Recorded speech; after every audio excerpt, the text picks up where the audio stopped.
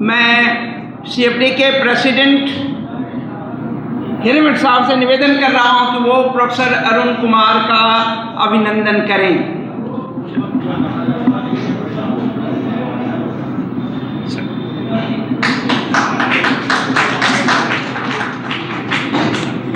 मैं हमारे बीच हमारे साथी हरीश खन्ना जी आए हुए हैं, मैं उनसे निवेदन करता हूं कि आएँ और राजेश रामकृष्ण जी का अभिनंदन करें।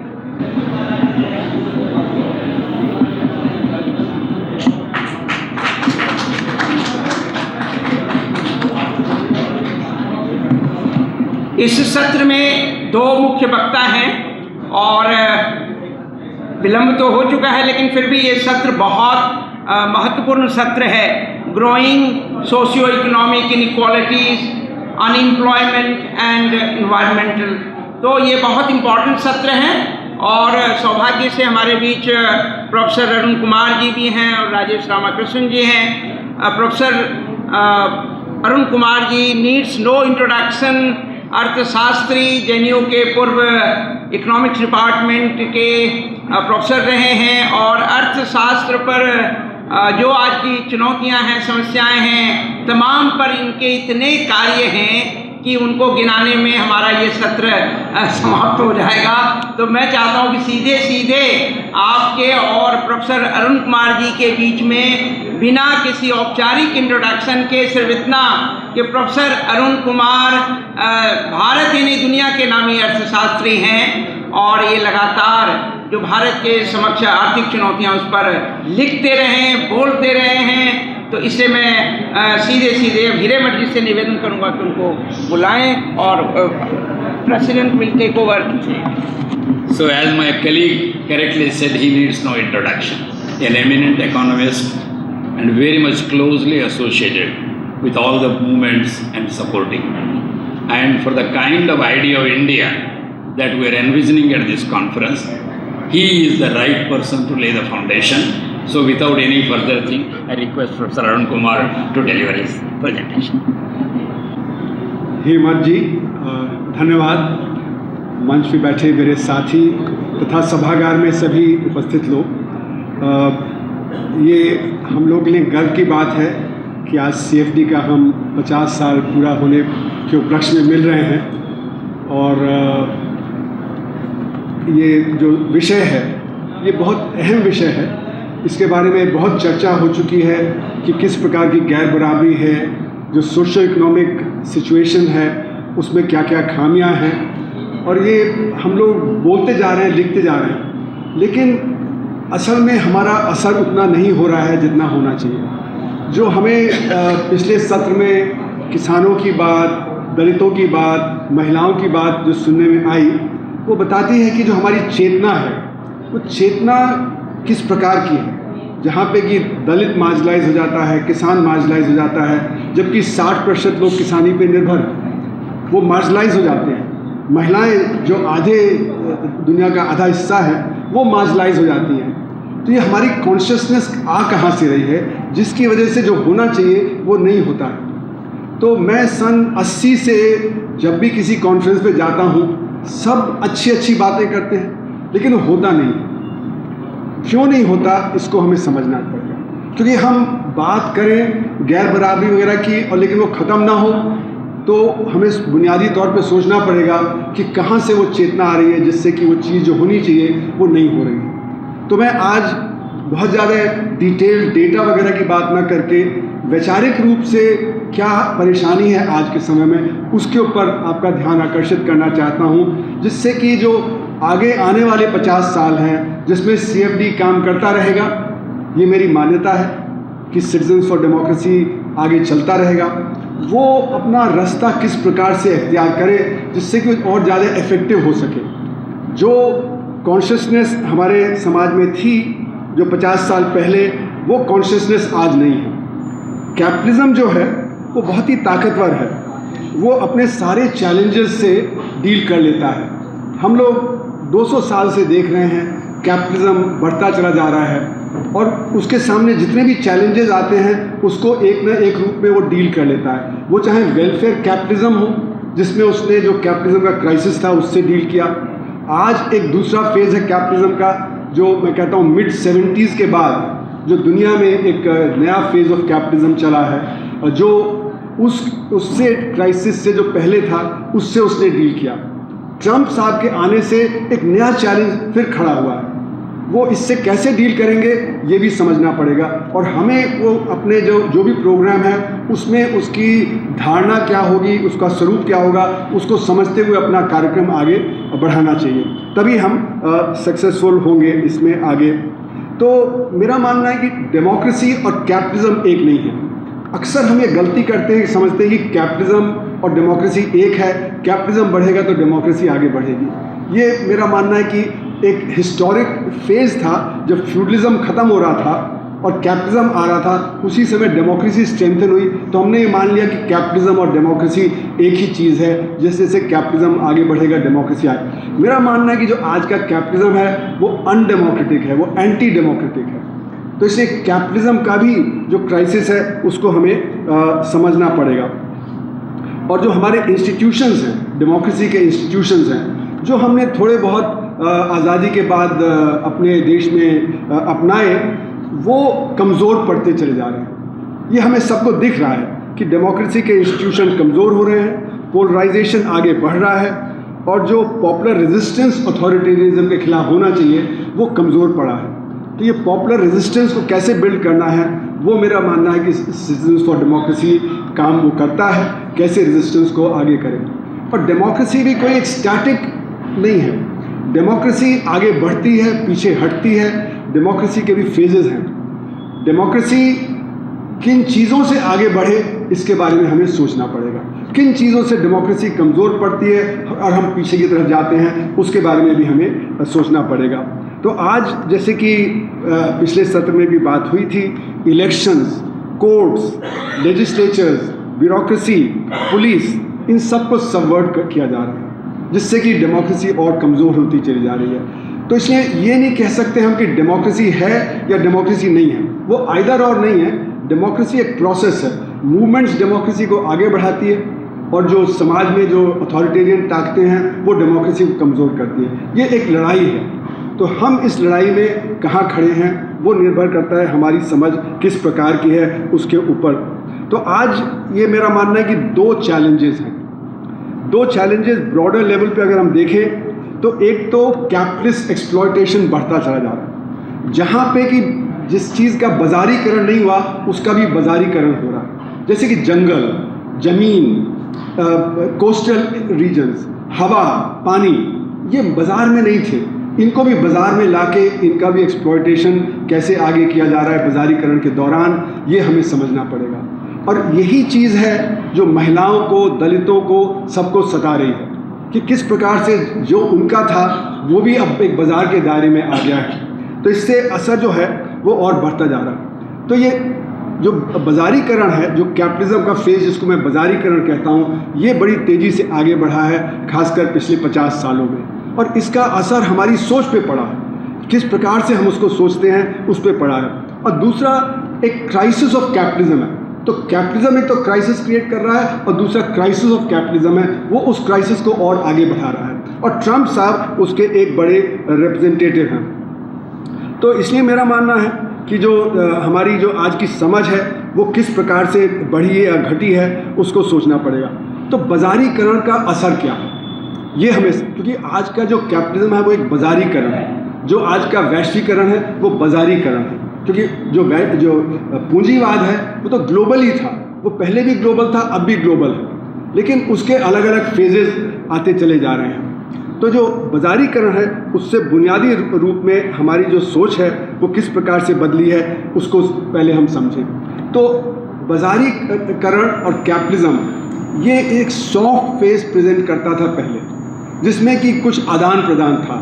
जब तक सोवियत यूनियन था तब तक कैपिटलिज्म को ये रिक्वायरमेंट थी उसकी कि तीसरी दुनिया के देशों को कैसे अपने पास करे, उसके लिए वो कुछ कंसेशन देता था, उसके लिए कुछ एड की बात चलती थी। हालांकि लोगों ने बताया कि एड भी जो है वो अपने हित के लिए वो कर रहे थे। तो जापान से जो एड आती थी तो हमें जापान से माल खरीदना होता था, ब्रिटेन से जो एड आती थी वो ब्रिटेन से खरीदना पड़ता था। तो एड भी एक जरिया था हमें अपने चंगुल में रखने का। और सोवियत यूनियन के जो पतन के बाद ये चेहरा बदल गया है। तो अब एक हार्ड फेस ऑफ कैपिटलिज्म बढ़ता चला है। जो धावले साहब ने बोला कि सन 91 के बाद एक नया फेज़ आया, सन 47 में जो फेज़ आया था वो हमारी राष्ट्रीय जो मूवमेंट थी उससे प्रभावित था। उसमें क्या था कि जो इंडिविजुअल है, he is not to blame और she is not to blame for her problems. समाज का जो वो है दायित्व, तो स्कूल है, अस्पताल है, हेल्थ है, एजुकेशन है, बेरोज़गारी है, गरीबी है, इसके लिए समाज को करना है, न कि इंडिविजुअल को। तो समाज को दायित्व दिया गया और स्टेट को बड़ा रोल दिया गया कि हम कलेक्टिवली इस समस्या को सॉल्व करें, क्योंकि individual is not capable of solving it. Individual अपने लिए स्कूल नहीं बना सकता, अपने लिए अस्पताल नहीं बना सकता, ये हमें सामाजिक तौर पे करना पड़ेगा। तो ये जो सॉफ्ट फेस ऑफ कैपिटलिज्म था वो 1991 के बाद एक हार्ड फेज ऑफ कैपिटलिज्म आ गया। हार्ड फेस ऑफ कैपिटलिज्म मतलब कि अब एड की जगह जो मल्टीनेशनल्स हैं उनको आप कंसेशन दीजिए तो कैपिटल आएगा, तो एड की जगह कैपिटल मूवमेंट आ गया। और उसमें राष्ट्रों के बीच में संघर्ष कि अगर साउथ कोरिया में ये कंसेशन दिया तो भारत में ये कंसेशन दो, अगर आंध्र प्रदेश ने ये कंसेशन दिया तो गुजरात को ये कंसेशन देना पड़ेगा, नहीं तो कैपिटल कहीं और चला जाएगा। तो ये जो कंपटीशन है उसमें कैपिटल बहुत तेज़ी से स्ट्रॉन्ग होता चला गया और लेबर को वीकन करते चले गए। तो जो लेबर, जो प्रोग्रेसिव फोर्सेस थे, वो लेबर चाहे एग्रीकल्चर में हो चाहे इंडस्ट्री में हो, उसको कमज़ोर करना एक बहुत ही बड़ा एक ये था गोल कैपिटलिज्म का। तो आपने देखा कि किस प्रकार से मल्टीनेशनलिज्म बढ़ा, ग्लोबलाइजेशन बढ़ा। 1991 में भारत का जो एक्सपोर्ट और इंपोर्ट था जीडीपी का शेयर वो 6 और 7% था, आज वो 22% है। अमेरिका का भी 6-7% था, तो अमेरिका भी ऐसा नहीं कि बहुत ज़्यादा खुला हुआ था, उसका भी आज 16% है। जापान भी 6-7% था, चीन भी 8-9% था, जो कि आज 20-22% पहुँच गया। तो ये जो वैश्वीकरण हुआ उसमें सारी अर्थव्यवस्थाएं खुल गई और बाहर के जो इन्फ्लुएंसेस हैं, जो इंटरनेशनल फाइनेंस कैपिटल हैं, वो इन्फ्लुएंसेस पेनिट्रेट कर गए। उससे जो हमारी संप्रभुता, हमारी सॉवरेनिटी है वो कर्व हो गई, क्योंकि अब हमें कैपिटल को अट्रैक्ट करना है। कैपिटल को अट्रैक्ट करने के लिए लेबर को कमज़ोर करना है। तो जब लेबर को कमज़ोर करेंगे तो डेमोक्रेसी कमज़ोर होगी। हमें कृषि को कमज़ोर करना है, जिसका जिक्र आया कि 3 बिल आए। वो 3 बिल क्या थे? वो 3 बिल ट्रेडिंग के लिए थे, एग्रीकल्चर ट्रेड के लिए थे, जिससे कि एग्रीकल्चर ट्रेड कॉर्पोरेट सेक्टर के हाथ में चला जाए। तो वो हमारे कृषक को कमज़ोर करके और उसको एक वर्कर में कन्वर्ट कर दें, इसकी जो एक मुहिम। उसी तरह जिक्र आया कि लेबर कोड के बिल। ये लेबर कोड के बिल क्या हैं? लेबर की ताकत को और कमज़ोर करें। तो हमने देखा 1991 के बाद जो भी लेबर के गेन्स थे उसके पहले वो सारे गेन्स ख़त्म होते चले गए। जो कोर्ट्स कर रहे हैं, कोर्ट्स में भी जो लेबर के जो कंसेशंस थे उनको कमज़ोर किया गया। हमारे जो समाज में लेबर का एक ओहदा कम किया गया। तो मेरा मानना है कि हमारा जो वीकनेस है वो सारे के सारे सामाजिक तौर पे सारे इंस्टीट्यूशंस के उसमें चल रहा है। तो एक जो प्रिंसिपल है बाजारीकरण का वो है होमो इकोनॉमिकस। होमो इकोनॉमिकस का मतलब सिर्फ इकोनॉमिक्स मैटर करता है, समाज नहीं मैटर करता है, हमारे लिए जो इतिहास नहीं मैटर करता है, राजनीति नहीं मैटर करती। ठीक है, हाँ ठीक। तो क्योंकि समाज नहीं मैटर करता है और हमारे जब पॉलिटिक्स नहीं मैटर करती तो इनइक्वालिटी मैटर नहीं करती। इनइक्वालिटी जितनी मर्जी हो, इक्विटी नहीं मैटर करता। अब यह है कि जो कैपिटल चाहता है वही होना चाहिए। तो उसमें आपने देखा कि कैसे बिलियनर्स की संख्या ज़बरदस्त बढ़ी। वो सिर्फ भारत में नहीं बढ़ी, वो दुनिया में बढ़ी। हम लोग 140वें स्थान पे हैं प्रति व्यक्ति आय के तौर पे, लेकिन बिलियनर्स की संख्या तीसरी सबसे बड़ी है। जो देश हमसे 30 गुना ज़्यादा प्रति व्यक्ति आय रखते हैं, जैसे जापान है, जर्मनी है, उनके यहाँ बिलियनर्स कम हैं, हमारे यहाँ बिलियनर्स ज़्यादा हैं। तो असमानता बेतहाशा बढ़ी। उसके पीछे वजह यह है कि आज सिर्फ हमें इकोनॉमिक्स के बारे में सोचना है, अपने इतिहास के बारे में, पॉलिटिक्स के बारे में, सोसाइटी के बारे में हमें आगे कदम नहीं करना है। और जो गरीब है, अगर हम उसको एक समझिए कोई गरीबी रेखा है उसके ऊपर कर देते हैं, तो गरीब को एक ये सोचना चाहिए कि मेरे लिए बहुत अच्छा हो गया, मतलब he has to be grateful to the system कि सिस्टम ने उसको गरीबी की रेखा से ऊपर कर दिया। लेकिन वो गरीबी की रेखा है क्या? गरीबी की रेखा होती है सोशल मिनिमम नेसेसरी कंजम्पशन। आज के समाज में कितना कंजम्पशन होना चाहिए एक व्यक्ति का, और वो बदलता रहता है। जो 1960 के दशक में था, जो 1970 में था, जो 1990 में था, जो 2010 में, वो आज 2025 में नहीं हो सकता। क्योंकि आज एक गरीब आदमी के लिए मोबाइल फ़ोन भी ज़रूरी हो सकता है, पर ये नहीं हम कह सकते कि वो अब गरीब नहीं है। तो गरीबी की परिभाषा बदलती रहती है, लेकिन हम समझते हैं कि अगर हमने पुरानी गरीबी की परिभाषा से किसी व्यक्ति को ऊपर कर दिया तो उसको कृतज्ञ होना चाहिए कि सिस्टम ने उसको किया। तो इसलिए मेरा मानना है गरीबी, बेरोजगारी ये कोई नेचुरल फिनोमेना नहीं है, ये सिस्टम की देन है। सिस्टम की वजह से गरीबी है, सिस्टम की वजह से बेरोजगारी है। लेकिन आज का जो इकोनॉमिक तंत्र है वो कहता है नहीं, ये जो है हमने कुछ अच्छा कर दिया और इनको कृतज्ञ होना चाहिए हमारे प्रति ये करने के लिए। तो होमो इकोनॉमिकस एक चीज़ है जिसने हम सब के दिमाग में घर कर लिया है। हम सब चीज़ को एक इकोनॉमिक व्यू से देखते हैं कि ये प्रोग्रेस का मतलब है कि सब हर एक हाथ में ज़्यादा आमदनी आएगी तो गरीबी खत्म होगी। गरीबी के और भी परिभाषा हैं, वो ऐतिहासिक भी हैं, वो सामाजिक भी हैं, उसकी तरफ ध्यान नहीं है। दूसरा जो प्रिंसिपल है हमारे जो बाजारीकरण का, वो मोर इज़ बेटर। मतलब अगर आपके पास एक शर्ट है तो दूसरी शर्ट, एक घर है तो दूसरा घर, तो यानी कि कंज्यूमरिज्म जो है उसका आधार है मोर इज़ बेटर। और मोर इज़ बेटर करने के लिए आप एडवर्टाइजिंग यूज़ करते हैं, उसमें आप सेक्स और वायलेंस का इस्तेमाल करते हैं। तो जो हमारे समाज में जो सोच है, एक तरफ कंज्यूमरिज्म और दूसरी तरफ आदमी की सोच पे कि वो कैसे और कंज्यूम करे। तो कैसे और कंज्यूम करेगा, उसके लिए उसको जिसको बोलते हैं अनसेशिएटेड रहे, वो सेटिस्फाइड ना हो। अगर सेटिस्फाइड होगा तो कंजम्पशन और नहीं करेगा। तो अगर वो सेटिस्फाइड नहीं होगा तो फिर उसके जो पहलू हैं, जो सोशल एस्पेक्ट्स हैं, उन पे असर पड़ेगा। तो आज सब लोग डिससेटिस्फाइड हैं, आज एलिएनेटेड होते चले जा रहे हैं। इसका असर हमारी सोच पे बहुत है कि हम सिर्फ नैरोली अपने बारे में सोच रहे हैं और अपने बारे में सोच रहे हैं कि हम कैसे और कंज्यूम करें। तो जैसे हम और कंज्यूम करेंगे तो रिसोर्सेज का ओवर एक्सप्लॉयटेशन होगा, पर्यावरण को ज़बरदस्त असर पड़ेगा। तो ये मोर इज़ बेटर एक सेकंड फैक्टर है जो हमारे यहाँ आज फैलता चला जा रहा है। फिर तीसरी बात है कि आदमी रैशनल है। समाज में व्यक्ति एक रैशनल व्यक्ति है और उसकी रैशनैलिटी क्या है, वो अपना प्रॉफिट बढ़ाएगा, वो कैसे और अपने को ज़्यादा समृद्ध करेगा।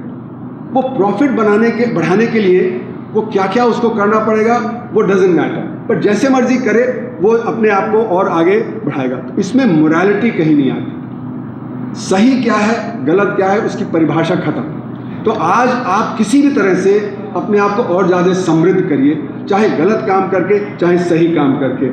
तो इसलिए आज हमारे यहाँ ट्रिकल डाउन की जो थ्योरी है वो एक्सेप्टेबल है कि ऊपर का जो तबका है वो अपने लिए नीति बनाता है, वो अपने लिए और ज़्यादा तरक्की करता है, उसका कितना ट्रिकल डाउन करके नीचे जाता है उसकी तरफ ध्यान देने की ज़रूरत नहीं है। तो इससे इनइक्वालिटी बढ़ेगी, इससे गरीबी परसिस्ट करेगी। तो इसलिए मेरा मानना है कि आज के स्थिति में ग्रीड यानी लालच वो एक नए हाई पेडिस्टल पे आ गया है। तो ऐसा नहीं कि पहले कंजम्पशन नहीं होता था, पर कंज्यूमरिज्म का मतलब है consumption for the sake of consumption. और ग्रीड ऐसा नहीं कि लालच पहले नहीं होता था, पर लालच को एक बहुत हाई पेडिस्टल पर रख दिया है कि आज उसमें कोई बुराई नहीं है। तो इसलिए वो लालच और ज़्यादा आगे बढ़ता चला जा रहा है। और इसीलिए हमने देखा कि जो टैक्सेशन है, टैक्सेशन लोगों पे जब होता है तो उससे फिर सरकार के पास पैसा आता है, जिससे कि प्रोग्राम सरकार के और आगे होते हैं, जिससे कि जो आम जनता है उसकी तरफ ध्यान दिया जा सकता है। लेकिन 1991 के बाद जब से सोवियत यूनियन का कोलैप्स हुआ, तब से आप देखें तो दो चीज़ें सामने आई हैं दुनिया भर में। एक है race to the bottom. Race to the bottom का मतलब है कि ईस्ट यूरोप के पास कैपिटल नहीं था, तो ईस्ट यूरोप में क्या किया, उन्होंने अपने टैक्स रेट घटाने शुरू किए, जिससे कैपिटल वहाँ पे आए। उसका असर ये हुआ कि ब्रिटेन में, फ्रांस में, इंग्लैंड में सब जगह टैक्स रेट कम किए गए और पब्लिक सेक्टर फिर कमज़ोर होता चला गया। और यही चीज़ सारी दुनिया में हो गई। हमारे यहाँ भी टैक्सेस कम कर दिए गए, जिससे कि जब कैपिटल को ज़्यादा फ़ायदा पहुँचे और जो रिसोर्सेज थे, साधन थे, जिससे जनता की तरफ हम ध्यान दे सकते थे, गैर बराबरी को कम कर सकते थे, वो और कम होता चला गया। तो एक तो ये रेस टू द बॉटम, और दूसरा कहते हैं BEPS, base erosion profit shifting. यानी कि जो बड़ी बड़ी कंपनियां हैं, मल्टीनेशनल्स हैं, वो वहाँ पे जाके जो अपना जो हेडक्वार्टर्स बनाती हैं जहाँ पे टैक्स कम है। तो उससे जो टैक्स की जो कैपेसिटी है स्टेट की वो कम हो गई और स्टेट जो काम करता था आम आदमी के लिए वो भी ख़त्म हो गया। तो ये सारा एक इकोनॉमिक रैशनैलिटी के चक्कर में है। और फिर एक चौथी चीज़ है, कंज्यूमर इज सॉवरेन, मतलब कि कंज्यूमर ही जो करना चाहता है उसको करने दिया जाए, उसमें कोई रोक टोक नहीं हो। तो कंज्यूमर सॉवरेनिटी की वजह से आज हम लोग जो अमीर है जो वो करना चाहता है, उसके पास $1,00,000 है तो वो $1,00,000 खर्च कर सकता है, गरीब के पास $1 तो $1 इसमें कोई रोक टोक नहीं होनी चाहिए। इसके चलते हुए समाज में क्या चीज़ ज़रूरी है और क्या चीज़ ज़रूरी नहीं है उसके बीच की परिभाषा ख़त्म हो गई। तो essentials and the luxury item, इसके बीच में कोई फ़र्क नहीं है। तो अगर समाज में जब लोग भूखे हैं पर किसी को अमीर है वो कार खरीदना चाहता है तो इसमें कोई बुराई नहीं। तो मोरालिटी का जो सेंस है वो एकदम से ख़त्म होने लगा है समाज में, because consumer is sovereign. Consumer sovereignty का मतलब है कि जो सरकार है उसको कंज्यूमर के एक्शन पे कोई इंटरवेंशन नहीं करना चाहिए, बाज़ार ही सिर्फ एक्ट कर सकता है। और बाज़ार क्या करेगा? बाज़ार उसको प्रमोट करेगा जिसके पास परचेजिंग पावर ज़्यादा है। तो इसके चलते हुए जो सैमुअलसन साहब जो पहले नोबेल प्राइज़ विनर थे इकोनॉमिक्स में, उन्होंने बताया कि डॉलर वोट होता है, बाज़ार में डॉलर वोट चलता है। आपके पास $1 है, 1 वोट है, मेरे पास $1,00,000 है, मेरे पास 1,00,000 वोट है। मैं मर्सिडीज़ बेंज खरीद सकता हूँ, उसमें कोई बुराई नहीं। आपके पास खाना खरीदने के लिए नहीं है तो उसमें कोई नहीं है। तो बाज़ार में कोई मोरालिटी नहीं है कि कौन कितना खर्च करके क्या कर सकता है। तो बाज़ार किसके उसको चलेगा? जिसके पास ज़्यादा परचेजिंग पावर है। तो अगर एक अमेरिकन के पास 30 गुना ज़्यादा परचेजिंग पावर है एक भारतीय कंपैरिजन में, तो एक अमेरिकन 30 भारतीय के बराबर है। तो जितनी भी नीतियाँ बनेंगी वो सारी नीतियाँ बनेंगी उस परचेजिंग पावर के हिस्से। वो हमारे देश में भी दिखता है कि जो उन्नत प्रांत हैं उनकी जो परचेजिंग पावर है ज़्यादा है, जो बैकवर्ड स्टेट्स हैं उनकी परचेजिंग पावर कम है। तो जो उन्नत प्रांत चाहते हैं वो होगा, जो बैकवर्ड स्टेट्स है वो नहीं होगा। और बैकवर्ड स्टेट्स की हालत ये है कि बाज़ार के चलते हुए उनकी जो सेविंग थोड़ी है वो भी वहाँ से निकल के उन्नत प्रांतों में चली जाती है। इसको हम बोलते हैं क्रेडिट डिपॉजिट रेशियो।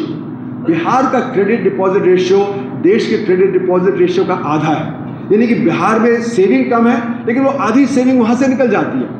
और जो दिल्ली बम्बई है वहाँ पे क्रेडिट डिपॉजिट रेशियो 100 से ज़्यादा है, क्योंकि वो सारे देश से वहाँ से कैपिटल खींच के ले जाता है। तो ये एक आधार बन जाता है ग्रोइंग इनइक्वालिटी का। तो इसलिए मेरा मानना है कि जो एलीट पॉलिसी मेकर है हमारे देश में, वो जो है हमारी डेमोक्रेसी उसको ही कमज़ोर कर रहे हैं, क्योंकि बाज़ारीकरण को बड़ी तेज़ी से आगे बढ़ा रहे हैं। और जितना हम बाज़ारीकरण को तेज़ी से आगे बढ़ाएंगे उतना गैर बराबरी और सोशो इकोनॉमिक प्रॉब्लम हमारे यहाँ और ज़्यादा तेज़ हो जाएंगी और उसके प्रति रेजिस्टेंस कम हो जाएगी, क्योंकि हमारी सोच ही उस तरफ चल दी। हम होमो इकोनॉमिकस अपने आप को एक्सेप्ट कर रहे हैं, हम मोर इज़ बेटर को एक्सेप्ट कर रहे हैं। जब तक ये धारणा हमारे दिमाग में रहेगी तो हम रेजिस्टेंस कमज़ोर कर देते हैं। इसके साथ साथ बाज़ारीकरण के साथ साथ एक चीज़ और जो हुई है वो टेक्नोलॉजी का ज़बरदस्त बढ़त हुई है पिछले आप समझें 50 साल में। ये जो टेक्नोलॉजी की बढ़त हुई है इसमें एरो साहब जो सेकंड नोबेल प्राइज़ विनर थे उन्होंने कहा कि it creates a mist of the future. आगे दिखता नहीं कि हम कहाँ जा रहे हैं। यानी कि आज अगर आप सन 2000 की बात 25 साल पहले की बात सोचें तो उस समय कोई ई कॉमर्स नहीं था, ई बैंकिंग नहीं था, इतने टेलीफोन नहीं थे, मोबाइल फ़ोन सबके हाथ में, वो सब आ गया। तो आज क्या हो रहा है वो हम 25 साल पहले नहीं बता सकते थे। और आज जिस प्रकार से AI की बढ़त हो रही है हमको ये नहीं पता कि 2 साल बाद क्या होगा। आज 5 साल छोड़ दीजिए, 10 साल छोड़ दीजिए, 2 साल बाद किस प्रकार से जो अर्थव्यवस्था चलेगी, किस प्रकार से समाज चलेगा, वो आज बताना कठिन है। तो इसलिए हम सब शॉर्ट टर्मिस्ट हो जाते हैं। हम सब आज की बात सोचते हैं, लॉन्ग टर्म की बात नहीं सोचते हैं। और जो सामाजिक जो विषय होते हैं, सारे सामाजिक मुद्दे वो लॉन्ग टर्म होते हैं, वो शॉर्ट टर्म नहीं होते। तो इसलिए जो टेक्नोलॉजी है उसने हमारा विज़न बहुत नैरो कर दिया। तो बाज़ारीकरण ने विज़न नैरो कर दिया और ये टेक्नोलॉजी ने विज़न नैरो कर दिया। इन दोनों के असर में हम लोग कहीं खो गए। हम जो डेमोक्रेसी की बात करनी चाहिए, जो लॉन्ग टर्म इशू है, उसकी तरफ से हम भटक जाते हैं। और ये जो टेक्नोलॉजी है इसने ग्लोबल डिवीज़न ऑफ लेबर कर दिया है, यानी कि उन्नत टेक्नोलॉजी एडवांस कंट्रीज़ में बनाई जाएगी और जो इंटरमीडिएट और लो टेक्नोलॉजी है वो जो तीसरी दुनिया के देशों में। इसके चलते हुए लैरी समर्स साहब का एक पेपर है वर्ल्ड बैंक का जो 1992 में लीक आउट हुआ। उन्होंने कहा अगर कैंसर आए तो तीसरी दुनिया के देश में आए, एडवांस कंट्री में आएगा तो 120 गुना ज़्यादा घातक होगा। इसलिए तीसरी दुनिया के देशों में सारी जो बैकवर्ड टेक्नोलॉजी है, पोल्यूटिंग टेक्नोलॉजी है, वो तीसरी दुनिया के देशों में आए। इसीलिए ship breaking, computer waste recycling, hospital waste recycling, वो सारी तीसरी दुनिया के देशों में है। उन्होंने अपनी नदियाँ और हवा साफ़ कर ली, हमारी नदी और हवा सारी खराब हो गई। और इसके साथ जो सबसे बड़ा असर पड़ा वो बेरोज़गारी, और बेरोज़गारी में भी अंडर एम्प्लॉयमेंट, यानी कि आप काम कर रहे हैं 12 घंटे लेकिन आपको मिल रहा है 2 घंटे या 3 घंटे का काम। तो बेरोज़गारी तो है ही, उसके साथ अंडर एम्प्लॉयमेंट। तो हमने जो रिपोर्ट तैयार की थी सन 2022 अक्टूबर में, उसमें बताया कि आज हमारे देश में 32 करोड़ के पास तो कोई ढंग का काम है, लेकिन 28 करोड़ के पास ढंग का काम नहीं है। हीरावर जी भी उस हमारी कमेटी के सदस्य थे, हम लोगों ने साथ मिलकर ये रिपोर्ट तैयार की थी। तो 28 करोड़ लोगों की समस्या है, और जो काम पैदा हो रहा है वो बहुत कम, क्योंकि संगठित क्षेत्र में मुश्किल से 5-6 लाख काम पैदा होता है। जबकि हमने अपनी रिपोर्ट में दिखाया कि करीब करीब 2.7 करोड़ बच्चे हैं जो हर साल तैयार होते हैं जॉब मार्केट में आने के लिए। उसके लिए अगर हम 25% महिलाओं को मान लें कि वो किसी कारणवश वो जो जॉब मार्केट में नहीं आती, तो भी 2.4 करोड़ चाहिए। लेकिन कल की रिपोर्ट है, सरकार कह रही कि नहीं, हम तो 5 मिलियन 8 मिलियन नौकरी कर देंगे तो काफ़ी है। वो 5 मिलियन 8 मिलियन भी नहीं करते और वो कहते हैं काफ़ी है, जबकि हमारा बैकलॉग 28 करोड़ का है और हर साल हमें 2.4 करोड़ अतिरिक्त काम चाहिए। तो हमको कम से कम 7-8 करोड़ तो हर साल बनाने पड़ेंगे। ये कैसे 5 मिलियन 8 मिलियन की बात करते हैं? और इसकी वजह से क्या है कि लोगों के हाथ में परचेजिंग पावर कम हो जाती है, जिसका जो है जिक्र धावले जी ने किया था। उसके चलते हुए हमारा रेट ऑफ ग्रोथ जो है अर्थव्यवस्था का, वो कमज़ोर पड़ जाता है, और जैसे जैसे रेट ऑफ ग्रोथ कम होता है तो हमारी ये समस्याएं और बढ़ती चली जा रही हैं। तो वर्ल्ड बैंक ने ये रिकग्नाइज़ किया था, और 1980s के मिड में उन्होंने एक किताब छापी थी कि हमें सेफ्टी नेट चाहिए, क्योंकि जो उनकी नीतियां हैं उससे गरीबी बढ़ेगी, लोग गरीबी की रेखा के नीचे जाएंगे। तो सेफ्टी नेट, लेकिन एडवांस कंट्री में आप सेफ्टी नेट दे सकते हैं 4-5-7% लोगों के लिए, लेकिन हमारे जहाँ करीब 70-80% गरीब हैं, वहाँ पे सेफ्टी नेट कैसे होगा? तो सेफ्टी नेट कोई सोल्यूशन नहीं है। फिर भी हम लोगों ने सेफ्टी नेट लगाए। 2005 के बाद हमारे right to food, right to work वगैरह सारा आया, लेकिन उससे समस्या का निदान नहीं हुआ। तो 2010 के बाद 2015 में वर्ल्ड बैंक ने कहा universal basic income. Universal basic income मतलब कि जिसके हाथ में कुछ भी काम नहीं है उसके हाथ में कुछ पैसा दे दो, कुछ डिमांड जाएगी। लेकिन इससे एलिनेशन होगा, तो काम से डिग्निटी आती है, जिसके पास काम नहीं है उसके पास डिग्निटी नहीं होगी, एलिनेशन बढ़ेगा, समाज में परेशानी और बढ़ेगी। इसलिए मेरा मानना है कि काम पैदा करना बहुत ज़रूरी है, लेकिन जो हमारी टेक्नोलॉजी है वो इसको नहीं करने दे रही, और जो AI आ रहा है उसके चलते हुए ये समस्या और बढ़ जाएगी। क्योंकि अभी तक जो काम का डिस्प्लेसमेंट होता था टेक्नोलॉजी की वजह से, वो फिजिकल लेबर का डिस्प्लेसमेंट होता था। AI के चलते हुए आपका मेंटल लेबर डिस्प्लेस होगा, डॉक्टर का काम, लॉयर का काम, चार्टर्ड अकाउंटेंट काम, ये भी सब बड़े लेवल पे डिस्प्लेस होगा। तो जो हमारे अनस्किल्ड वर्कर हैं वो तो इससे कोप कर ही नहीं पाएंगे, जो हमारे स्किल्ड लोग हैं वो भी नहीं कोप कर पाएंगे। तो इसलिए हम लोग के सामने चैलेंज और ज़्यादा तेज़ी से बढ़ेगा। अगले 2 साल में इसकी तरफ हमें ध्यान देना पड़ेगा। तो इसलिए मेरा मानना है कि जो भी कैपिटलिज्म में कहा जाता है कि हम ये समाधान निकालेंगे, उस समाधान से बहुत सारे परेशानियां और जुड़ी होती हैं। जैसे कि आपने जंगल है, आपने ज़मीन है, आपने हवा है, पानी है, इसको बाजारीकरण के दायरे में ले आए तो इससे समस्याएं और बढ़ जाती है, एनर्जी कंजम्पशन बढ़ जाता है, क्लाइमेट चेंज और परेशानी बढ़ जाती है। तो इससे कोई समाधान नहीं है। तो इसलिए मैंने अपनी किताब में लिखा है सॉल्यूशंस आर नॉन सॉल्यूशंस, और हर एक नॉन सोल्यूशन के पीछे 5 और प्रॉब्लम हो जाती है। तो अगर आपके पास 50 सोल्यूशन है तो उसके साथ 250 नॉन सोल्यूशन, नॉन प्रॉब्लम्स वो भी साथ में जुड़ जाती हैं।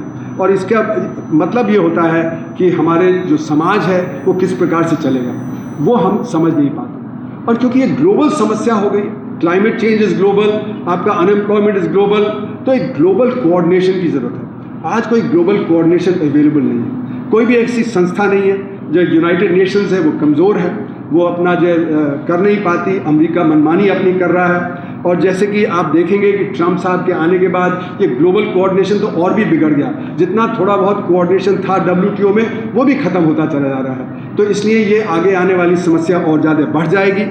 और इसलिए मेरा मानना है कि अभी हम डी-ग्लोबलाइजेशन उसकी तरफ बढ़ रहे हैं। अब बायलैटरल होगा, वो ग्लोबलाइजेशन में जो एक कोऑर्डिनेशन था तो ग्लोबलाइजेशन में वर्कर्स और फार्मर्स को परेशानी थी, वो और ज़्यादा बढ़ जाएगी, वो कम नहीं होगी डी ग्लोबलाइजेशन से। अगर हम ये समझ लें कि डी ग्लोबलाइजेशन से जो ग्लोबलाइजेशन के अंदर समस्याएं थी वो खत्म हो जाएंगी, नहीं, वो और बढ़ जाएंगी, क्योंकि अब ये हार्ड फेस ऑफ कैपिटलिज्म है। जो अमेरिका है वो कोशिश में है कि और कंसेशन कैसे ले, एडवांस कंट्रीज और कंसेशन लेंगे दुनिया के देशों से, उसमें फार्मर्स और जो वर्कर्स हैं वो और पिसेंगे। वो एआई के इस्तेमाल में वो आगे होंगे, वो एआई को इस तरह से इस्तेमाल करेंगे जिससे हमारी समस्याएं और ज़्यादा बढ़ जाएंगी। तो इसलिए मेरा मानना है कि डेमोक्रेसी के सामने चैलेंजेस बहुत हैं। ये चैलेंजेस नए रूप में आ रहे हैं। ये चैलेंजेस को अगर हमें मीट करना है तो हमें और ज़्यादा अपनी कोशिश बढ़ानी पड़ेगी। और जो हमारी टेक्नोलॉजी है उसके चलते हुए हम सब मोबाइल फ़ोन पे लग जाते हैं, खासकर बच्चे तो आजकल बहुत बड़े लेवल पे मोबाइल फ़ोन पे हैं। उनका अटेंशन स्पैन बहुत कम हो जाता है, उनको ये जो कॉन्सेप्ट्स हैं वो समझ में नहीं आते हैं, क्योंकि कॉन्सेप्ट को इंटरलाइज करने के लिए आपको समय चाहिए। लेकिन आम जनता भी बहुत बड़े लेवल पे एक वो जो जिसको इंटरनेट यूनिवर्सिटी बोलते हैं उससे प्रभावित है, और वो आप गलत सलत प्रचार भी कर सकते हैं तरह तरह से। तो इसलिए जो डेमोक्रेटाइजेशन वाया मोबाइल फ़ोन है उसकी तरफ हमें ध्यान देना पड़ेगा। ये जो डेमोक्रेटाइजेशन है ये एक्चुअली एंटी डेमोक्रेसी है। कहने को डेमोक्रेटाइजेशन है पर है वैसे एंटी डेमोक्रेसी। तो इसलिए मेरा मानना है कि जो रूलर्स हैं उनको एक बहुत अच्छा जरिया मिल गया है मोबाइल फ़ोन, जिससे कि वो अथॉरिटेरिज्म को और ज़्यादा फैला सके, कन्फ्यूजन को और ज़्यादा क्रिएट कर सके, जिससे कि वो हमें गुमराह ही करते रहें। तो डेमोक्रेसी के सामने ये चैलेंज एक और भी बड़े लेवल पे आ गया है। तो अपनी बात ख़त्म करते हुए मैं कहूँगा कि जो CFD के सामने जो हमारा जो टास्क है हमें क्या करना है, उसमें ये बदलती हुई आज की स्थिति, इसमें जो नए चैलेंजेस हैं जिसके वजह से हमारी जो मानसिकता है वही बुरी तरह बदल गई है। हम कंज्यूमरिज्म के शिकार हो गए हैं। हमें कंज्यूमरिज्म से निकलना पड़ेगा, हमें बुनियादी इश्यूज़ पे अपने आप को लाना पड़ेगा। उसके लिए कोई ऑप्शन नहीं है कि हम अंदर जाएं, हम लोगों से मिलें, खासकर यूथ से। यूथ बहुत ही परेशान है, अनएम्प्लॉयमेंट है और उसको फ्यूचर दिख नहीं रहा है, तो इसलिए वो क्राइसिस में है। और इसीलिए बिहार में एक स्टडी हुई तो वहाँ पे ये देखा गया कि बच्चे बहुत बड़े लेवल पे ड्रग्स और ड्रिंकिंग में जा रहे हैं, सब्सटेंस अब्यूज़ में, और उनके पास पैसा नहीं है तो घर में वो छीना झपटी कर रहे हैं, तो वायलेंस घर तक आ गई है। तो इसके सामाजिक आर्थिक पहलू जो हैं वो बहुत ही भयंकर हैं। CFD का बहुत ही बड़ा रोल है कि जितने भी ताकतें हैं जो इस डेमोक्रेसी के इश्यूज़ पे काम कर रही हैं उनको कैसे हम साथ लाएं, क्योंकि ये पुरानी संस्था है। जैसे कि अभी दावले साहब ने सुबह कहा कि वर्कर्स, फार्मर्स, जो हमारे जो महिलाएं हैं, इनको सबको साथ जोड़ना है। ये बात पिछले 4-5 साल से चल रही है, लेकिन ये कुछ हो नहीं पा रहा है। पहले भी जैसे कि आपने देखा इसी हॉल में हम लोगों ने 93-94 में एक ऑल्टरनेट सिटीजन्स असेंबली बुलाई थी, हमने ऑल्टरनेट बजट पेश किया था। उसी समय NAPM बना था, उसी समय ट्रेड यूनियंस का एक संगठन बना था, और NAPM काम कर रहा है तब से। लेकिन वो जो एक जिसको कहना चाहिए कि हम कैसे एक साथ काम करें, वो बात अभी आ नहीं रही है। तो हमको सबको मिल के सोचना है कि किन मुद्दों पे हम सारी जो डेमोक्रेसी मूवमेंट्स हैं उनको एक साथ ला के और एक साथ एक्शन करें, क्योंकि नहीं तो हम बढ़ जाएंगे तो हमारे जो आगे असर कम होगा। तो इसलिए मेरा मानना है कि CFD का गोल्डन जुबली ईयर हम मना रहे हैं, खुशी से मना रहे हैं, और ये और आगे 50 साल चलेगा। किस प्रकार से हम ज़्यादा इफेक्टिव हो उसके बारे में हमें सबको सोचना पड़ेगा, नई सोच की तरफ बढ़ना पड़ेगा। धन्यवाद। अब मैं अनुरोध करूंगा अपने निकट साथी राजेश रामकृष्णन जो चेन्नई से हैं, जो और एक संगठन जिसके साथ मैं 2007 से बहुत ही करीबी से जुड़ा हुआ हूँ, वो है इंडिया कम्युनिस्ट एक्टिविस्ट नेटवर्क। तो उस संगठन में अभी जो अरुण कुमार जी कह रहे थे, मेरे पूरी ज़िंदगी ग्रास रूट मोबिलाइजेशन में ही जुड़ा हुआ है। सो ग्रास रूट पर खासकर नेचर और नेचर डिपेंडेंट पीपल एक कैंपेन वो लीड कर रहे हैं, उसका नाम है campaign to defend nature and people. उसके बारे में वो ज़्यादा कहेंगे। राजेश। आदरणीय president Shri Hiremath ji, professor Arun Kumar, professor Shashi Shekhar Singh और हॉल में जो उपस्थित सभी साथियों को नमस्कार। और मैं आभार हूँ कि इस मंच पर आपने मुझे बुलाया है और ये मौका दिया है। विषय जो दिया गया है वो पर्यावरण के ऊपर है। कई साल पहले प्रोफेसर रामचंद्र गुहा ने बोला था कि पश्चिमी देशों के पर्यावरणवाद और हमारे देश के पर्यावरणवाद में एक बहुत बड़ा तफरका है। वहाँ जो होता है उसको कहते हैं फुल स्टमक एनवायरमेंटलिज्म, ये भरपेट पर्यावरणवाद, क्योंकि वहाँ पर्यावरण पर आधारित लोग नाम मात्र ही हैं। वहाँ आपको कई एकड़ जंगल मिलेंगे, खेत मिलेंगे, बहुत कम किसान, कोई आदिवासी नहीं जो है उनको रिजर्वेशन में रखा गया है। तो वहाँ पर एक पर्यावरणवाद एक तरह का होता है। हमारे देश में है बहुत बड़े तादाद में, जिसको प्रोफेसर माधव गाडगिल ने बोला इकोसिस्टम पीपल, जो लोग इकोसिस्टम पर्यावरण तंत्र पर अपने आजीविका के लिए इस्तेमाल करते हैं। ये है हमारे प्राथमिक उत्पादक। और प्राथमिक उत्पादक का मतलब जो किसान हैं, जो वन निवासी हैं, आदिवासी और वन निवासी हैं, जो मछुआरे हैं, जो घुमंतु पशुपालक चरवाहे हैं, ये हमारे प्राइमरी प्रोड्यूसर्स हैं। और आज भी इनकी संख्या कुछ कम नहीं है। लगभग 14.5 करोड़ सीमांत और छोटे किसान हैं, 14.5 करोड़ खेत मजदूर हैं, 27.5 करोड़ आदिवासी और वन निवासी हैं, 2.8 करोड़ मछुआरे हैं, 1.3 करोड़ घुमंतु पशुपालक हैं और 1.7 करोड़ शिल्पी हैं जो लकड़ी मिट्टी जैसे प्राकृतिक चीज़ों से काम करते हैं। कुल मिलाकर 60 करोड़ हमारे देश की आधी आबादी, और इनके बीच में ही है 6 करोड़ जो सीजनल माइग्रेंट्स जो कहते हैं, जो गांव और शहर के बीच में पलायन करते रहते हैं, कुछ महीने गांव में, कुछ महीने शहर में। वो भी इसी प्रकृति आधारित समुदाय से आते हैं।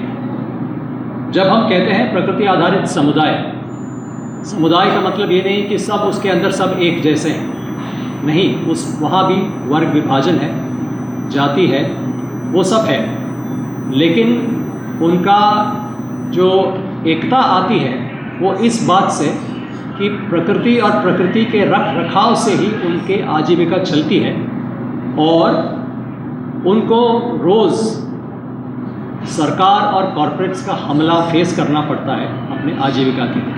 इससे उनकी एकता बनती है। तो इस स्थिति में जो आज प्राथमिक उत्पादक पहुंच गए हैं वो ये है कि एक तरफ उन पर उनका संसाधन खींचने के लिए हमला होता है। सरकार कॉरपोरेट्स को देने के लिए जल जंगल ज़मीन खींचते रहते हैं। आप सुने होंगे हिमालय में 4 धाम परियोजना, खेतों और खलिहानों के अंदर से इंडस्ट्रियल कॉरिडोर, जो जंगली इलाका है, वन एरियाज हैं, उसके अंदर माइनिंग, रेलवे लाइन, जो लीनियर इंफ्रास्ट्रक्चर कहते हैं, सभी तटीय इलाकों में सागरमाला प्रोजेक्ट, नए नए पोत बन रहे हैं, पोर्ट्स बन रहे हैं। द्वीपों को भी नहीं छोड़ा। लक्षद्वीप में टूरिज्म का बड़ा इंफ्रास्ट्रक्चर, अभी अंडमान्स में transshipment port, international airport, international township Hong Kong बनाने जा रहे हैं, निकोबार में। तो इस तरीके का एक प्रहार चल रहा है और हर जगह लोग अपने अपने दायरे में जिस तरह वो कर सकते हैं वो प्रतिरोध कर रहे हैं, जी रहे हैं, मर रहे हैं इसके खिलाफ। दूसरा बहुत बड़ा संकट है कि बाज़ार में दाम नहीं मिलता, किसान को फसल के लिए दाम नहीं मिलता, मछुआरे को मछली के लिए दाम नहीं मिलता।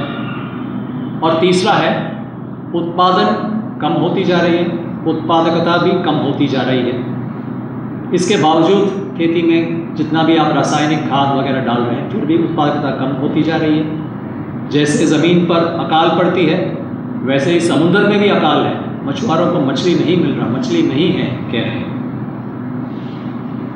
इस स्थिति में हम कैसे आगे, इस पर एक नज़रिया डालें तो हमारा जो अर्थशास्त्र में जो ज्ञान जिस ज्ञान के ज़रिए हमने विकास करने की कोशिश की उसको हमें समझने की ज़रूरत है।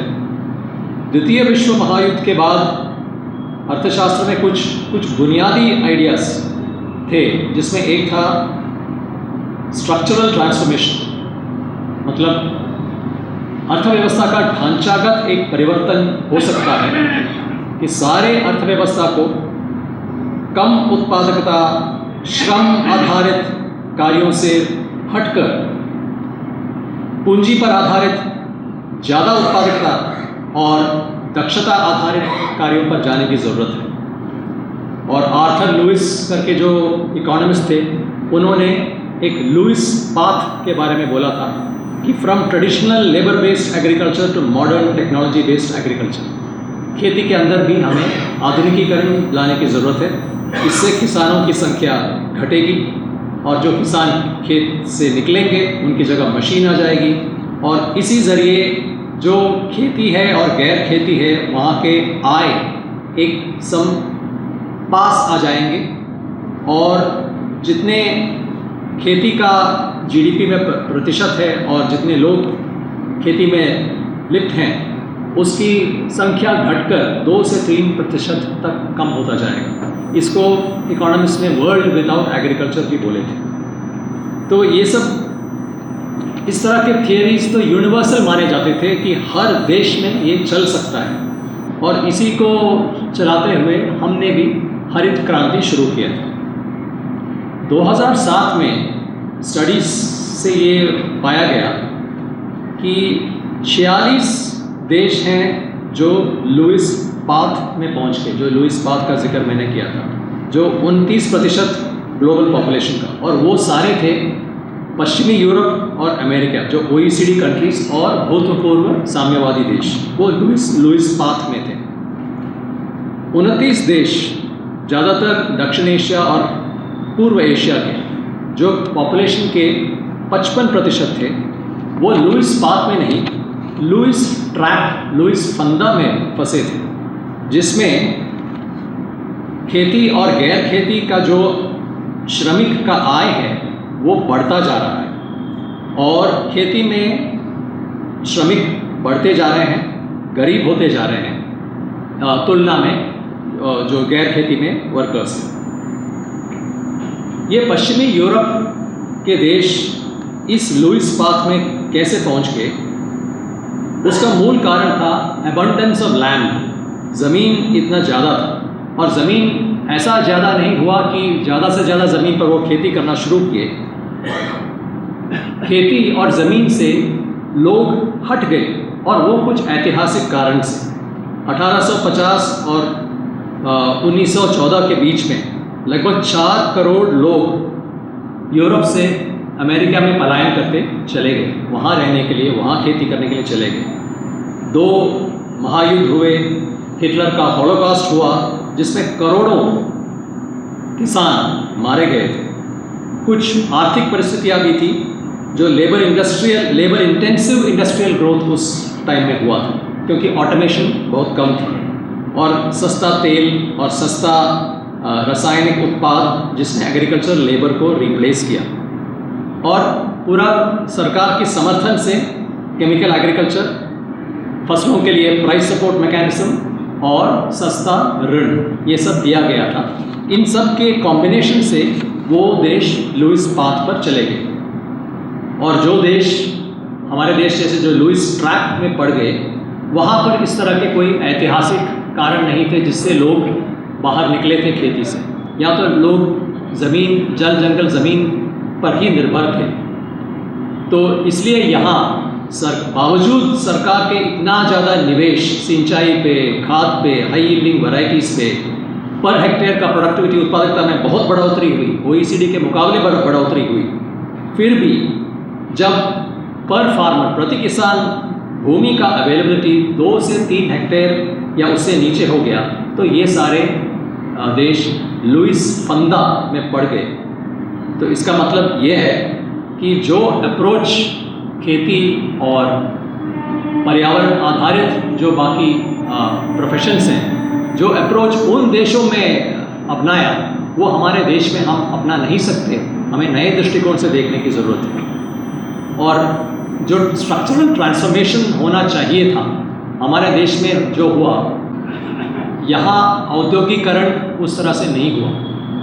उद्योग कुछ बने लेकिन असंगठित क्षेत्र बढ़ गया, जहाँ पर जो मजदूर को आय मिलता है, जो सोशल प्रोटेक्शन मिलता है, वो ना के बराबर होता है। एक बहुत छोटा एक संगठित क्षेत्र और एक बहुत बड़ा एक असंगठित क्षेत्र। इसको अर्थशास्त्र में परवर्स ट्रांसफॉर्मेशन भी कहते हैं। तो ऐसे एक समय में हम इस पर विचार कर रहे हैं कि हम पर्यावरण को बचा कैसे सकते हैं, पर्यावरण पर आधारित लोगों को बचा कैसे सकते हैं। अभी हमें ये समझना होगा कि पूंजीवाद का दृष्टिकोण जो जल जंगल ज़मीन के प्रति है और उस पर आधारित जो लोग रहते हैं, वो दृष्टिकोण में बुनियादी तफर्क है। पूंजीवाद का दृष्टिकोण ये है कि ये सब कच्चा माल है, इनमें से मुनाफा कमाना है। जो वेस्ट निकलता है, वेस्ट भी इसके अंदर डालना चाहिए। अर्थशास्त्र में कहते हैं कि जो फर्म है, जो बिजनेस है, उसके लिए ये सब एक्सटर्नैलिटी है। पर्यावरण एक एक्सटर्नैलिटी है, वो फ्री में पड़ा है, उसको ले सकते हैं। जो हम वेस्ट पैदा करते हैं उसमें डाल सकते हैं, उसके आगे वो सोच नहीं सकते। लेकिन असलियत में ये कोई फ्री नहीं है। पर्यावरण, जल जंगल ज़मीन जितना उसको इस्तेमाल करते हैं, उसको दोबारा बनाने में भी हमें एफर्ट डालने की ज़रूरत है। लेकिन एक पूंजीवादी तौर तरीके में जब तक उसमें मुनाफा नहीं मिलता, पर्यावरण को दोबारा बनाएंगे नहीं। तो ये उनका दृष्टिकोण है। लेकिन जो मछुआरे हैं, जो किसान हैं, जब तक साफ पानी नहीं मिलता, मछली नहीं मिलता। तो इसलिए पानी के रखवाले मछुआरे हैं। जब तक ज़मीन की उर्वरता बची नहीं रहती, जब तक उसमें जैव विविधता नहीं रहती, उत्पादन नहीं होगा। इसलिए उसके रख रखाव का जो मालिक हैं वो किसान ही हैं। जंगलों का रख रखाव वही आदिवासी करेंगे जो उससे जलाव लकड़ी और अलग तरह तरह के जो फॉरेस्ट फूड कहते हैं, तेंदुपत्ता वगैरह इकट्ठा करते हैं, वही उसका रख रखाव करते हैं। तो इन सेक्शंस को साथ लेते हुए हमें समझना पड़ेगा कि ये जो दो अलग अलग वर्ल्ड व्यूज़ हैं, एक पूंजीवाद का वर्ल्ड व्यू और जो ये प्रकृति आधारित समुदायों का जो वर्ल्ड व्यू है, इसको तफरका को समझते हुए हम ये महसूस करते हैं कि हमें ये पूंजीवाद के विकल्प में मॉडल्स की ज़रूरत है। जिस विकास का मॉडल जो असल में पूंजीवादी विकास का मॉडल है, इसके विकल्प में हमें मॉडल्स की ज़रूरत है। और वो मॉडल्स एक्चुअली ज़मीन में है, जो ये लोग अभी कर रहे हैं, जो हमारे मछुआरे पशुपालक जो कर रहे हैं, जिस तरह वो रिसोर्सेज को देख रेख करते हुए मैनेज कर रहे हैं, उसी में निहित है। उसमें हज़ारों मॉडल आपको मिलेंगे, हज़ारों विकल्प आपको मिलेंगे। लेकिन अगर इन विकल्पों को आपको मेन स्ट्रीम में लाना होगा और पूंजीवाद का मुकाबला करना होगा, तो फिर राजनैतिक आंदोलन ही एकमात्र तरीका हो सकता है। जो प्रकृति आधारित समुदाय है, जो प्राथमिक उत्पादक हैं, उनको राजनैतिक आंदोलन में उतरना ही पड़ेगा। और इसी दृष्टिकोण से हमने ये अभियान शुरू किया, प्रकृति एवं जनरक्षा अभियान, campaign to defend nature and people, जो हमने इंडियन कम्युनिटी एक्टिविस्ट नेटवर्क के एक पहल के रूप में शुरू किया था। पहले हमारे अलग अलग ग्रुप थे, मछुआरों का ग्रुप था, आदिवासियों का, वन निवासियों का ग्रुप था, किसानों का ग्रुप था। हमने अपने एक्सपीरियंस से ये पाया कि नहीं, दुश्मन तो एक ही है, एक ही प्रणाली, एक ही सिस्टम हमारे दुश्मन है। इसके खिलाफ अगर हमें एक कोई ट्रांसफॉर्मेशन लाना है, कोई अल्टरनेटिव रखना है, तो हमें एकजुट होना है। तो इसलिए ये कैंपेन हमने शुरू किया। और काफ़ी चर्चा बहस के बाद एक बेस पेपर हमने तैयार किया कि हम किस लिए खड़े हैं, क्यों इस सिचुएशन में हैं, हम क्या करना चाहते हैं। और पिछले महीने हमने एक कार्यशाला का भी आयोजन किया पुणे में, जिसमें एक्टिविस्ट जो इन अलग अलग तबकों के साथ काम करते हैं वो जुड़े थे। तो इसका फोकस क्या है? इस कैंपेन का फोकस है प्रकृति और प्रकृति आधारित प्राथमिक उत्पादकों को बचाना, प्राथमिक उत्पादकों को ऑर्गेनाइज करना उनके अपने ही लीडरशिप से, और जो अर्बन इंटेलिजेंशिया है, हमारे जैसे लोग हैं, उसको सपोर्ट करेंगे। और ये कैंपेन जो इकोसिस्टम प्रक्रियाएं हैं उसको रिकॉग्नाइज करेगा, उसको आदर करेगा। ये मानव केंद्रित नहीं है, this is ecosystem process centre. और सरकार के वो नीतियाँ जो प्रकृति को सिर्फ एक संसाधन के रूप में शोषण करने के लिए जो दृष्टिकोण है, ऐसे नीतियों को चुनौती देना होगा।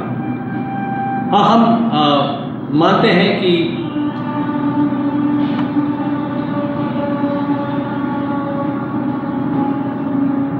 इन प्रकृति आधारित समुदायों के अंदर भी कहीं कहीं ये भी पाया जाता है कि प्रकृति का नुकसान होता है। ऐसे प्रैक्टिसेस होते हैं जिससे प्रकृति का नुकसान होता है, श्रम का शोषण होता है, अलग अलग सेक्टर्स के बीच में भी कॉन्फ्लिक्ट होता है, उसके अंदर भी होता है। बड़े मछुआरे, छोटे मछुआरे, बड़े किसान, छोटे किसान, किसान और घुमंतु पशुपालक के बीच में कॉन्फ्लिक्ट भी होता है। लेकिन हमारा मानना ये है कि ये सब उसी प्रणाली से पैदा होता है, उसी प्रणाली जो मुनाफे को सबसे ऊपर रखता है, उसी से लोग सीखते हैं और उसी से ऐसे कुछ विकृत व्यवहार पैदा हो जाते हैं जिसका समाधान ढूंढा जा सकता है। तो कैंपेन विकल्प के लिए क्या करेगा? जो प्राथमिक उत्पादक हैं उनके जो विकल्प हैं उसको एम्प्लीफाई करने के लिए जो भी चाहिए वो हम करेंगे। उनके आपस में आदान प्रदान, एक्सचेंजेस, ज्ञान का, अपने अनुभव का, उसको ऑर्गेनाइज करेंगे।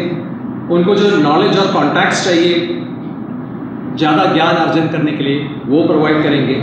और जो नीति निर्माता है उनके साथ डायलॉग भी रखेंगे। तो हमारा घोषणा ये है कि जो प्राथमिक उत्पादक का जो जिसको कहते हैं यूसुफ्रक्ट राइट्स, ये राज्य कभी छीन नहीं सकता।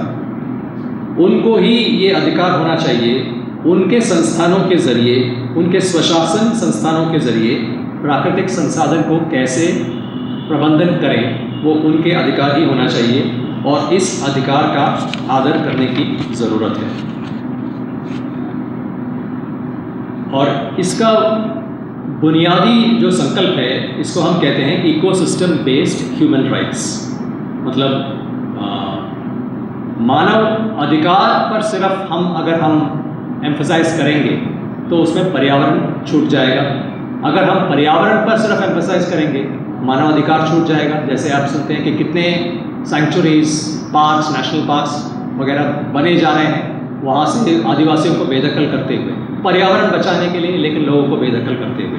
दोनों को संतुलन में लाके आगे ले जाना होगा। तो उसके कई बिंदु हैं: sustainable livelihood practices, welfare of primary and secondary producers, gender justice, participatory governance.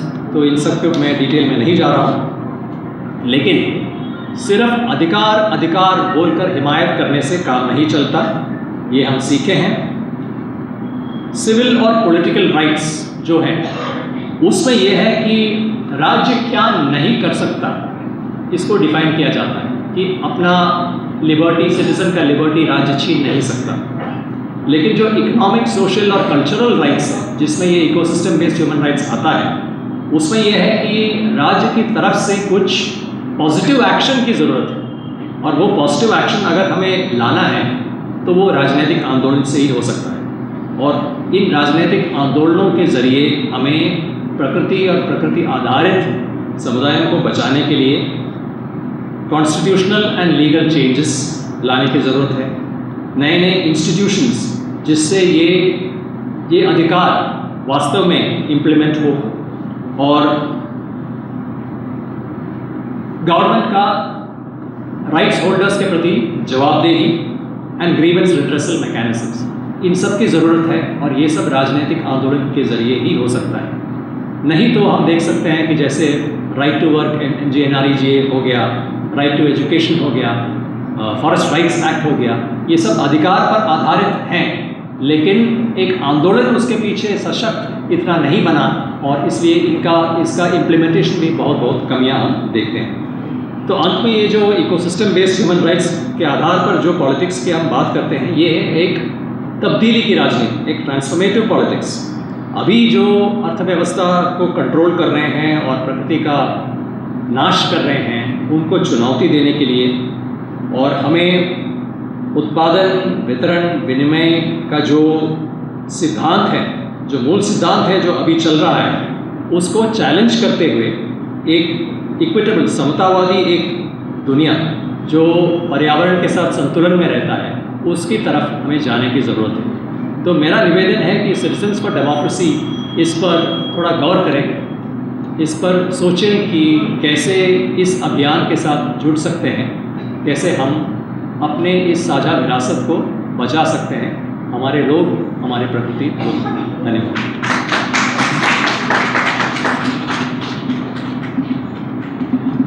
Thank you Rajesh भाई। नहीं, मैं आपके सामने एक निवेदन, अपील रखना चाहता हूँ। जैसे कि मैंने कल इनॉग्रल एड्रेस में बोला कि डेमोक्रेसी को बचाने का जो प्रयास है हमारा दूर 10,000 मील दूर अमेरिका में शुरू हुआ था, जो आनंद कुमार और मैं शुरू किए थे इंडियंस फॉर डेमोक्रेसी में। तो मैं जब हिंदुस्तान आया 1979 से जेपी से मिलने के बाद, मेरी पूरी ज़िंदगी ग्रास रूट डेवलपमेंट लोगों के साथ हुआ है और ये बहुत ही ज़रूरी है। 50 साल पहले यही गांधी पीस फाउंडेशन में जब जस्टिस VM तारकुंडे जी ने CFD फाउंडिंग कॉन्फ्रेंस में रखा था कि ये जो क्राइसिस है वो जरूर पॉलिटिकल है, सोशल है, इकोनॉमिक सभी है, लेकिन it's fundamentally A moral crisis. तो वो जो नैतिक अधपतन हुआ है उसको हमें पुनर्स्थापित करना जरूरी है। अगर वो स्थापित करना है तो ये जो महात्मा जी बैठे हैं इधर, वो अपना संदेश क्या बोलते थे, my life is my message. तो हम ऐसी ज़िंदगी जीना चाहिए कि लोगों को ये नैतिक जो फाउंडेशन है, जो देश के किसी क्षेत्र में भी आगे जाना है तो बहुत ज़रूरी है, जो बहुत अधपतन हुआ है उसको पुनर्स्थापन करें। दूसरी बात, जैसे इंदिरा गांधी का जो क्लाउड्स ऑफ अथॉरिटेरिज्म हम पॉलिटिकल हॉरिजॉन हो रहे थे, जेपी जी ने, तारकुंडे जी ने ये शुरू किया। तो 2014 में जब ये हजरत आए, प्राइम मिनिस्टर बने, उनका पहला योगदान क्या था, मोस्ट रेट्रोग्रेड दिसंबर 31 2014 को, कि 3 दशक की लड़ाई के बाद लैंड एक्विजिशन में जो कुछ न्याय, जो कुछ समानता लाना चाहते थे, वो हजरत ऑर्डिनेंस करके, जैसे कोविड का दुर्लाभ उठा के 3 anti farmer pro corporate loss को लाए, वैसा किया। तो हमने तुरंत 2014-15 में हम बैठ के सोचे कि अगर इस फैसिस्ट रेजिम को हमें टकराव देना है तो हम सबको मिल के आना है। कौन कौन है? फार्मर्स मूवमेंट है, फार्म लेबरर्स मूवमेंट है, दलित मूवमेंट्स हैं, स्टूडेंट्स मूवमेंट है, महिलाओं का मूवमेंट्स है।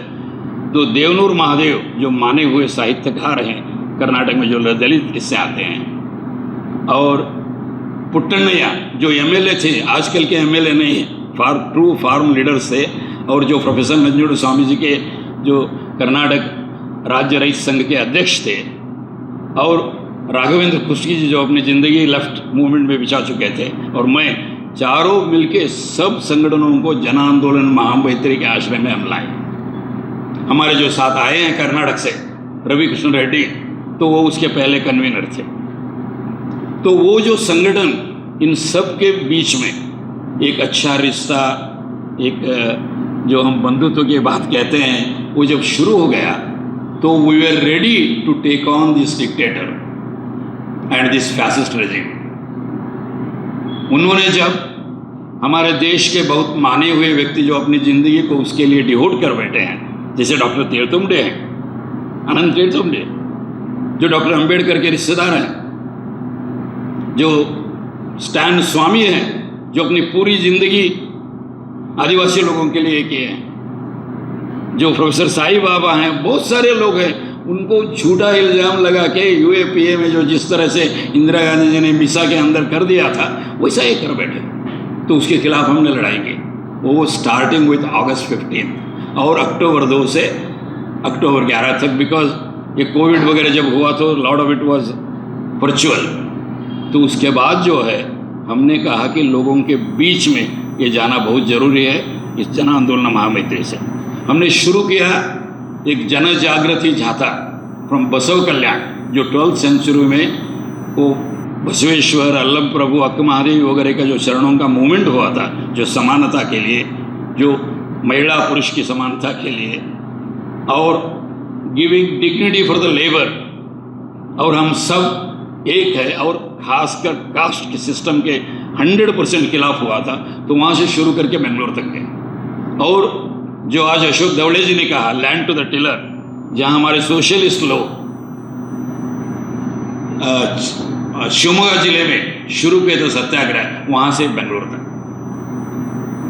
और मले महादेश्वर बेट, जो शरण संतों का प्रभाव चलता रहा है, नैतिक फाउंडेशन की बात जो मैंने किया, तो वहाँ से किया। और फिर से 2013 में कुडल संगम, जहाँ बसवण्णा का ऐक्य हुआ था, वो क्या है, फार्मर्स एंड फार्म लेबरर्स, ये 3 कार्य कर्तृत्व जो कानून है वो जाना चाहिए। और मनरेगा, उसको ज़्यादा बजट होनी चाहिए, 100 डेज से 200 डेज होना चाहिए, और उनको एक लिविंग वेज जो बोलते हैं 600 रुपीज़ पर डे। और कोलार से दलित संगठन के फेडरेशन से हमने शुरू किया कि संविधान बचाओ। और मंगलूर, जहाँ काफ़ी कुछ कौम सौहार्दों को बिगाड़ के इन्होंने जो किया था, कत्ल भी हुए थे, वहाँ से कौम सौहार्द के बारे में हमने किया। तो मैं इसीलिए सब बात आपके सामने रख रहा हूँ कि लोगों के बीच में जाना, लोगों के साथ काम करना, इसके बिना कुछ नहीं हो सकता है, वो बहुत ज़रूरी है। बट उसका होते हुए भी मैं आपसे ये कहना चाहूँगा कि राजनीतिक स्तर पर भी हमें काम करना है। 2023 जब वो जाता हुए, तो उसके बाद जो माहौल बन गया, 2023 स्टेट असेंबली इलेक्शन में इनको बुरी तरह से हराना, वो भी हम हासिल किए। बट आज जो अपोजिशन पार्टीज हैं, they don't they act together, तो फिर क्या हो गया लोकसभा इलेक्शन में, आप जानते हैं। लेकिन इसको हम सब सबक सीख के 2029 में करना चाहिए। उसमें हमें सबक है यूपी से, जो 2024 लोकसभा इलेक्शन में, पश्चिम बंगाल से, महाराष्ट्र से, जो बोलते थे अब की बार 400 पार, सिंपल मेजॉरिटी नहीं कर पाए। तो मेरी आग्रह है कि आप सब अपने जब स्टेट्स में जाएंगे तो इन सब लोगों को साथ में लाएंगे, उन सभी के एकता पोराट करेंगे, और 3 स्तर पर हम करेंगे। ग्रास रूट में मोबिलाइजेशन, दूसरा जैसे अरुण भाई हैं, जैसे राजेश भाई हैं, और भी लोग हैं, पॉलिसी लेवल पर काम करना बहुत बहुत ज़रूरी है। हमने जब तुंगभद्रा की प्रदूषण के खिलाफ 75,000 जो सामूहिक भूमि है उसको इंच वापस गांव को लाने के लिए जो यशस्वी हमने बहुत सारे पश्चिम घाट बचाओ हमने जो यशस्वी किया है, उससे हमने ये सीखा है कि ये जरूरी है कि लोगों को ये जो पर्यावरण है आज सबसे बड़ा महत्व का मुद्दा है। जो क्लाइमेट चेंज की बात होती है, अभी क्लाइमेट इमरजेंसी की बात हो रही है। Earth is always on the mind of extinction, वहाँ तक पहुँच चुके हैं। तो इसीलिए एनवायरमेंटली सस्टेनेबल, सोशली इक्विटेबल, ये जो एक नई आर्थिक नीति नई डेवलपमेंट नीति है, उस तरफ हमें जाने की ज़रूरत है। उसमें जो लोग और नेचर केंद्रित ये जो ग्रास रूट में चला रहे हैं, और हमारे अरविंद मूर्ति भाई जो यूपी से यही आख्यान के साथ ग्राम सभा सशक्तिकरण कर रहे हैं, इस स्तर में हम पूरी तरह से जुड़े और ये फैसिस्ट शक्ति से टकराव करना है, ये retrograde and dangerous ideology RSS से करना है, तो हम देश को फिर से जनतंत्र बचाना है। और जो अरुण कुमार जी कहते हैं सिविलाइजेशनल अल्टरनेटिव की बात जो गांधी जी कहते थे, वो हिंदुस्तान से हो सकता है। उस दिशा में अगर चलना है तो let us get all active अपने इसमें, एंड वी शुड शो कि इस देश का जो इलस्ट्रियस फ्रीडम मूवमेंट सिर्फ हम लोग के लिए इंस्पिरेशन नहीं, वो नेल्सन मंडेला के लिए हो गया साउथ अफ्रीका में, डॉक्टर मार्टिन लूथर किंग के लिए हो गया. I think we can play that lead in the world to create a developmental strategy which, as I said, harmonious relationship between nature, society and culture. आप सब लोगों का बहुत शुक्रिया है. Thank you very much. जो साथी पिछले सत्र में आर्थिक विषमता और बेरोजगारी और पर्यावरण पे कहा गया है हमारे स्पीच देने वाले साथियों के द्वारा, उस पर कुछ ऑब्जर्वेशन, कोई कमेंट, कुछ और कहना चाहते हैं तो you are most welcome for 20 minutes. Gopal, but please try to be pointed. Time का हालांकि प्रोफेसर अरुण कुमार यहाँ पर मौजूद नहीं है, लेकिन मंचासीन जो भी हमारे जो अतिथि हैं उन्हीं से मेरा सवाल है. गरीबी रेखा और गरीबी रेखा का निर्धारण, गरीबी रेखा निर्धारण की प्रक्रिया, और इसके साथ ही यदि गरीबी रेखा है तो अमीरी रेखा क्यों नहीं, सुपर रिच कैटेगरी क्यों नहीं, फिर सुपर रिच कैटेगरी के लिए अलग टैक्सेशन की व्यवस्था क्यों नहीं. यह मेरा एक प्रमुख सवाल है. दूसरा, हमारे राजेश जी से मेरा प्रश्न है. उन्होंने पर्यावरण और डेवलपमेंट की जो बात के ऊपर में उन्होंने जो बोला, तो उनसे मेरा दो प्रश्न है. वो ये है, विकास की परिभाषा, विकास के मानदंड और अलग अलग लोगों के लिए विकास की जो परिभाषाएं हैं, सोच है और मानक है, वो अलग अलग क्यों. दूसरा उसमें है जो सरकार का जो विकास का मानदंड है और विकास के परिभाषा के अंतर्गत वो जो योजनाएं और परियोजनाएं लाती है, इसी के पैरेलल में प्रकृति केंद्रित विकास को क्यों नहीं अपनाया जाता है. हम एक तरफ अभी कर्नाटक में जो पूरा बुलडोजर से जंगल को खत्म किया जा रहा था, अगर हैदराबाद, तो अगर सुप्रीम कोर्ट का आदेश नहीं होता तब तो वो अपने कृत्य को उस पर जमा बना देते. भला सुप्रीम कोर्ट का कि अभी भी आशा की किरण कहीं न कहीं मौजूद है. तो दूसरा प्रश्न मेरा ये है, हम वहाँ आईटी पार्क बनाना चाहते हैं, किस कीमत पर बनाना चाहते हैं, जंगल को खत्म करके, उस जानवरों को खत्म करके. हम बात करते हैं जल जंगल जमीन जन और जानवर का संरक्षण की. आरएसएस की वर्ग में स्वयंसेवकों को पढ़ाया जाता है कि हमारा कर्तव्य क्या है, हमारा कर्तव्य है जल जंगल जमीन जन और जानवर का संरक्षण. काम क्या कर रहे हैं उनकी जो पॉलिटिकल विंग है, भाजपा क्या कर रही है, उसी को सबके अधिकारों को छीना जाता है. मोटा मोटी यही है परिभाषा, मोटा मोटी यानी कथनी और करनी में अंतर. तो सवाल यहाँ उठता है कि विद्वत जनों से वो वर्ग में जो स्पीच देते हैं विद्यार्थियों के बीच में, वो तो बहुत अच्छा लगता है, किताबों में बहुत अच्छी अच्छी बातें हैं. उसका जो प्रैक्टिकल इम्प्लीमेंटेशन, समाज कैसे अंगीकार करे, समाज उसको आंदोलन का विषय क्यों कैसे बनाए, और हम पूरे जनमानस को पूरा एक सूत्र में कैसे विरोध करके आंदोलन की शक्ल में उसको कन्वर्ट कर सके. विकास के मुद्दे पे, पर्यावरण के मुद्दे पे, प्रकृति केंद्रित विकास के मुद्दे पे, और जब गरीबी और बेरोजगारी की बात है, आर्थिक असमानता की बात है, तो गरीबी रेखा की जगह पर अमीरी रेखा क्यों नहीं, यह मेरा प्रश्न है. प्रोफेसर अरुण कुमार का तो इस मामले में बहुत साफ मानना है कि वो सुपर रिच पे टैक्स लगाने की बात करते हैं, और ये दिक्कत सवाल है. कई सारे लोग देश में अमीरी रेखा की बात भी करते हैं, लेकिन ये सारा मसला जो नीतियां बन रही हैं उसके पीछे बिलो पॉवर्टी लाइन तो एक झुंझुना है, और आज को अब वो भी खत्म करके उसको एक लाभार्थी के रूप में जो टेक्नोक्रेट पॉलिटिक्स आई है उसने उसको एक लाभार्थी बना दिया है. और हम लोग जब सिटीजन फॉर डेमोक्रेसी के प्लेटफॉर्म से बात कर रहे हैं तो हम इस ऐसे समाज में नागरिक बनाने की बात कर रहे हैं. करते हैं। जैसा खजूरिया जी ने अपने पूरे संबोधन में जो उनकी पीड़ा थी, वो हो सकता है बहुत सारी योजनाओं के बेनिफिशरीज हो सकते हैं, लेकिन उस बेनिफिशरीज होने का क्या मतलब जब वो एक अपनी सिटीजनशिप को ही नहीं जारी रख पा रहे। तो मुख्य सवाल यही है, और सुपर रिच पे टैक्स की बात देश में बहस में है, और आगे बड़े जोर शोर से बहुत सारे संगठन, बहुत सारे साथी और प्रोफेसर अरुण कुमार तो बहुत सारी नेशनल डिबेटों में इस बात को रखते रहे हैं। तो मैं आप बिहाफ उनके कह सकता हूँ कि वो सुपर रिच पे टैक्स की बात करते हैं, और वो उसका मतलब ही है कि एक लेयर बनाई जाए। ये मेरी अपनी समझ है। बाकी राजेश भाई से आपने जो सवाल किया उसके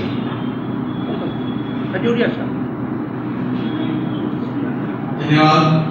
मैं राजेश जी के उन्होंने पेश किया तो काफ़ी हद तक उनसे सहमत हूँ, और मैं साथ में ये कहना चाह रहा हूँ कि ये वो क्यों हो रहा है।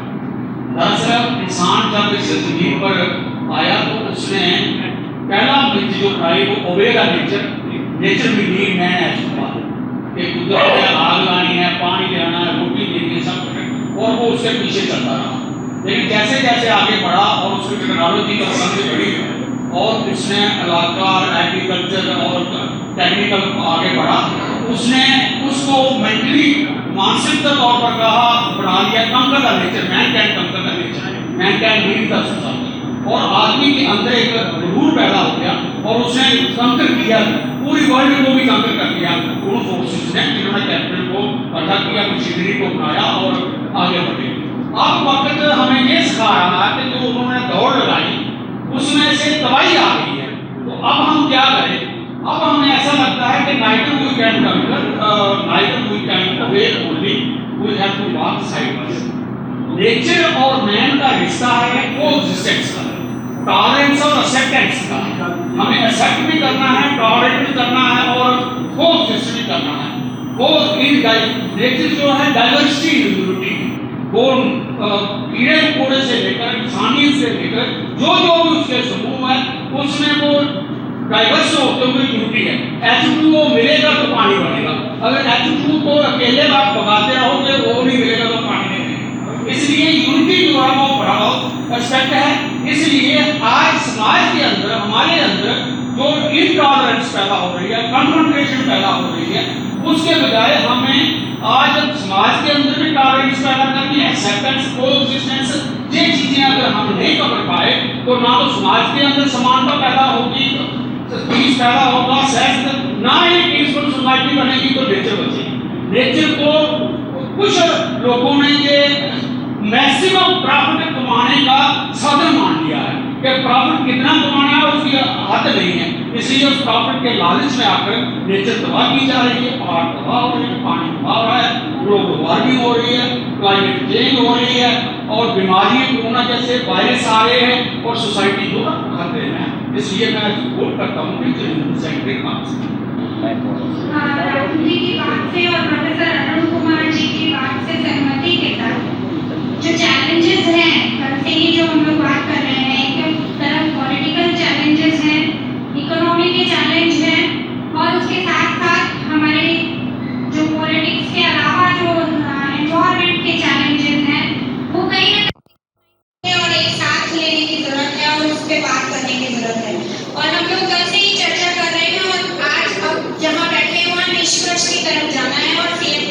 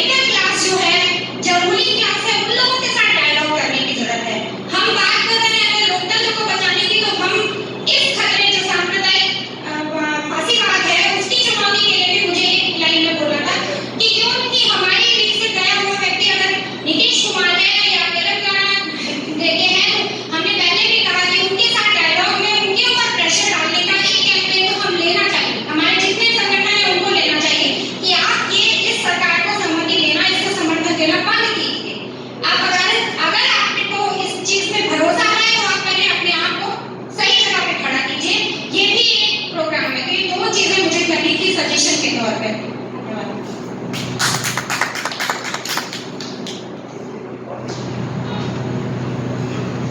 और कोई साथी अपनी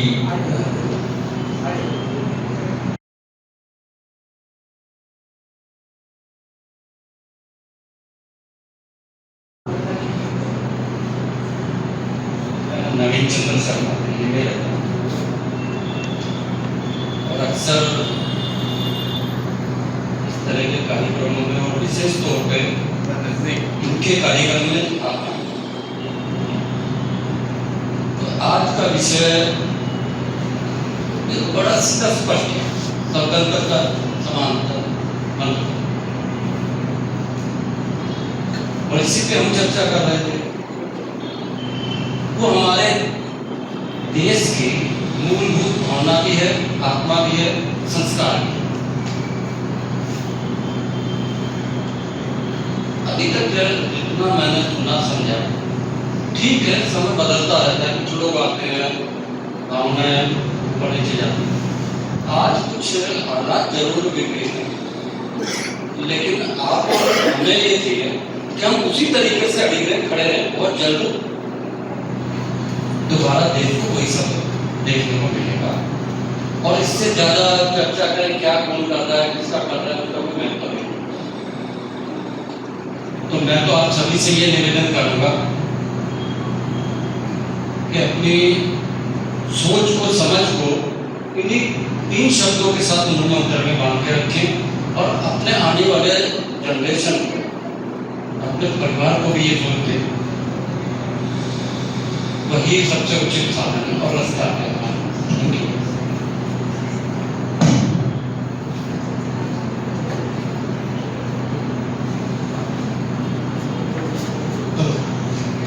मेरा नाम राकेश मनचंदा है, और सबसे पहले तो दोनों के दो वक्ताओं का प्रेजेंटेशन हुआ, जैसा अरुण कुमार स्वागत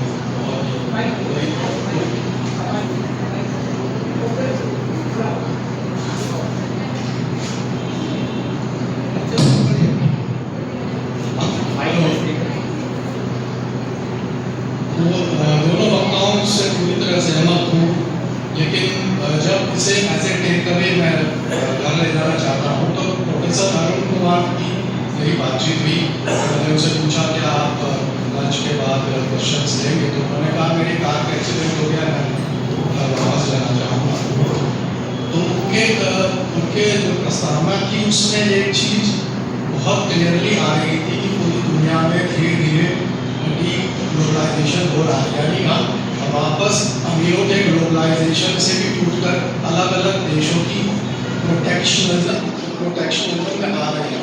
यानी कि हम लोग उस व्यवस्था में आ रहे हैं जहाँ पर अमीरों के राइट्स को और पूरी तरह से कंसोलिडेट करने की बातचीत चल रही है, और जो पूरे विश्व के चौकीदार हैं वो उसी तरीके से काम करना चाह रहे हैं। और जो ओनरशिप 90% लोगों की है वो बहुत ज़्यादा वीक होती चली जा रही है। अब जो सेकंड प्रेजेंटेशन का स्पीकर जी का, राजेश जी का, स्पीकर जी ने एंकर का रोल निभाया है, तो इसमें ओनरशिप जो है, जैसे मछुआरे हैं, जैसे बुनकर हैं, तो उनकी पानी में ओनरशिप बहुत ज़बरदस्त है। या मैं हूँ, ये बाहर 3-4 पेड़ आप देख पा रहे हैं, तो मेरे को जो गुब्बारे हैं 800 ml के, मेरे को 600 से 450 से 650 ml ऑक्सीजन यानी हवा चाहिए।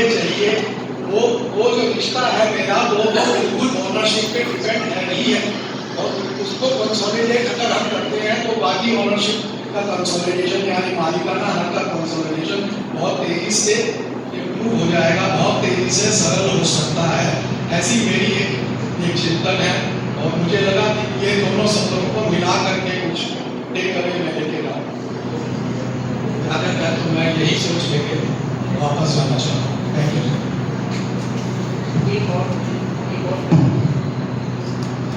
एक और कोई यदि हाँ रामचंद्र जी वही दे दें, वही माइक दे दें।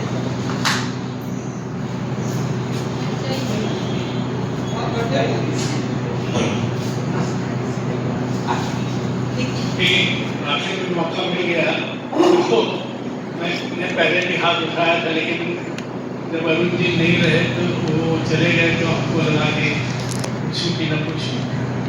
मेरे मन में एक ही सवाल था कि देश में संपत्ति जो केंद्रित होती जा रही है, जो गरीब और गरीब होता जा रहा है, अमीर और अमीर होता जा रहा है, पर्यावरण विरोधी नीतियाँ जारी हो रही हैं, गैर बराबरी है और भी दूसरे सवाल है, तो इसका एक मूल कारण है कि चुनाव में जो फंडिंग है वो बड़ी कंपनियों को है, और वो बड़ी कंपनियों का फंडिंग जब तक नहीं रुकेगा तब तक ये लोग मजबूर रहेंगे कि हम जो है सो, जो गांधी जी ने कहा था कि ये जो लोकतंत्र है वेश्या है, जिससे इसको नचाया जाता है, तो उस तरह से ये लोग नचाते हैं। तो ये सिर्फ भारत में नहीं हो रहा है, अमेरिका में भी होता है, रूस में भी जो बड़े बड़े पूंजीपति हैं और भी कर रहे हैं। तो इसका उपाय क्या है? क्या स्टेट फंडिंग संभव है? ये सवाल मैं करना चाहता था। तो अरुण जी ने सही, राजेश जी हैं, मैं सोचता हूँ क्या स्टेट फंडिंग करके कुछ ऐसी व्यवस्था हो कि भाई गरीब आदमी जो ईमानदार है वो भी चुनाव लड़ सके, इस पर क्या हो?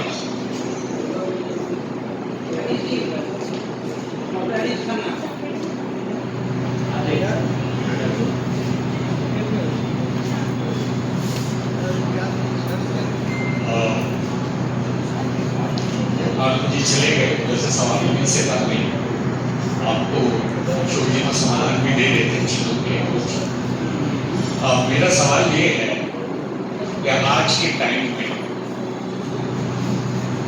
जिस आत्मनिर्भरता की आप बात कह रहे थे, या जो दबे कुचले वर्ग हैं उनको उठाने की बात कह रहे थे, या उनके संसाधनों का जो दोहन हो रहा है उसको रोका जाना चाहिए, तमाम चीजें ठीक लगती हैं।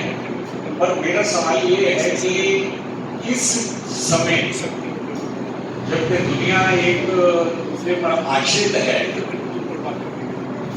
उसमें हमारा क्या समाधान हो सकता है? मैं इस बात को, अमेरिका ट्रंप कोई छींक मारता है उसका असर पूरी दुनिया पे आता है, यूक्रेन का युद्ध होता है, यूक्रेन रशिया का, उसका असर सारी दुनिया पे पड़ रहा है।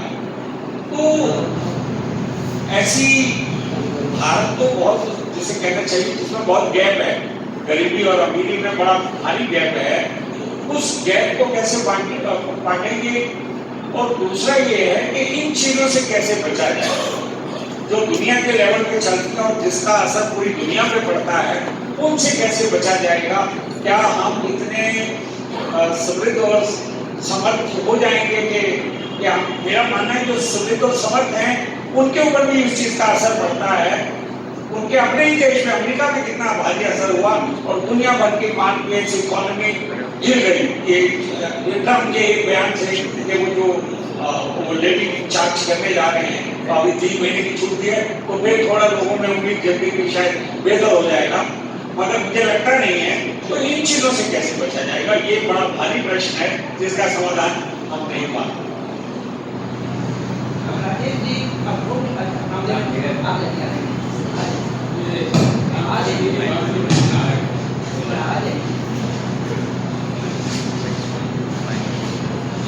मैंने रामचंद्र जी ने कहा कि ऐसी व्यवस्था हो, स्टेट फंडिंग हो जिससे आप अपने चुनाव लड़ सकें। यहाँ बैठे हुए कई मित्रों का अनुभव होगा, ग्राम पंचायत से लेकर विधानसभा और लोकसभा तक कई मित्रों को चुनाव लड़ाया गया, लगभग बिना पैसे लड़ाया गया, लेकिन जो वो साथी लड़े वो हमारे यहाँ जनता के हित में खड़े रहे, ये कहना मुश्किल है, बल्कि ये कहिए कि वो उस पाले में चले गए। तो जो हमारे पाले में होते हुए भी उस पाले में चला जाता है, उसको कैसे रोका जाए? एक सवाल तो ये। दूसरा सवाल ये है कि जनता लोगों को चुनती है और वो जो विधानसभाओं में या लोकसभा में जाके बैठते हैं, जो विधानसभा या लोकसभा में जाके बैठते हैं वो नीतियां बनाते हैं, और आमतौर पर नीतियां जो है जनता के विरोध में ही होती है, वो जिसको हम कारपोरेट कह रहे हैं उनके में होती है। और दुनिया का भी तजुर्बा ये कहता है, अगर हम लेने की सरकार को मान लें, चिली का उदाहरण मैंने कई बार इस बात को कोट किया है कि भाई जो लेने डॉक्टर था उसको चुनाव लड़ा और जीता और बम्पर मेजॉरिटी जीता, और 6 महीने के बाद ही उसकी सरकार, उसका पूरा मंत्रिमंडल का क्या हुआ है तक पता नहीं चला। तो ये जो कारपोरेट का नेक्सस है उससे लड़ने का क्या तरीका हो, तो जनता कैसे उससे पार पाए। जब अभी साथी ने कहा है कि 90% जो कैपिटल है, जो पैसा है, भागीदारी है, जो टैक्स है, जो संपत्ति है, वो जनता के पास है। लेकिन जिन लोगों के पास जनता के टैक्स और पैसे से थोड़ी चीजें जा रही हैं, वही हमारे ऊपर हावी हो जा रहे हैं, वही हमारे मालिक हो जा रहे हैं। इस नेक्सस को कैसे जोड़ा जाए?